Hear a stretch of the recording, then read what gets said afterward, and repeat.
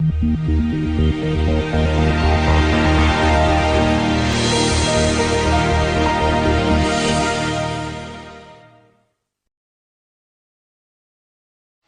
back. The saying, the enemy of my enemy is my friend, sort of applies to our next story. Japan and South Korea agreeing to share military secrets in what has become their closest cooperation since the end of World War II.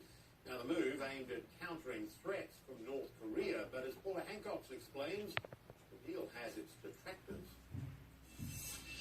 They were once bitter enemies, but Japan and South Korea this Wednesday have signed an historic agreement. But there are many people who are simply not happy about it.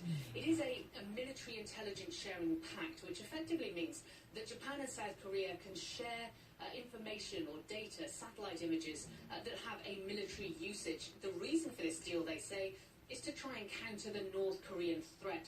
Now, from the South Korean point of view, the Defence Ministry says it makes sense for them.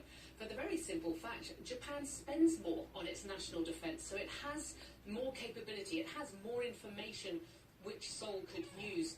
And from Japan's point of view, the Foreign Minister said that it's a very important deal because it allows a faster and smoother exchange of security information.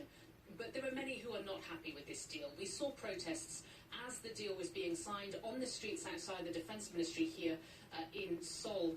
And the reason for that is that there are many anti-Japanese sentiments which linger here in South Korea. South Korea was occupied by Japan for 35 years during the first half of the 20th century, and some bitterness does remain. Some territorial disputes still remain between the two countries as well. And then when you add to that the political arena, you have opposition leaders, opposition parties slamming President Park Geun-hye for pushing this deal through as they see it, because they say she doesn't have the power or the legitimacy to do that at this point. President Park is in the middle of a corruption scandal which has gripped this nation. Prosecutors say they want to investigate her as a suspect in this scandal, and we've seen hundreds of thousands of people on the streets of Seoul calling for her resignation.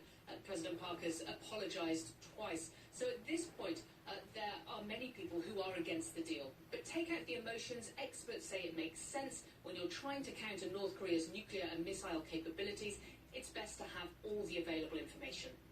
Paula Hancocks, CNN Seoul. Reuters reporting a top Philippine general says the US and the Philippines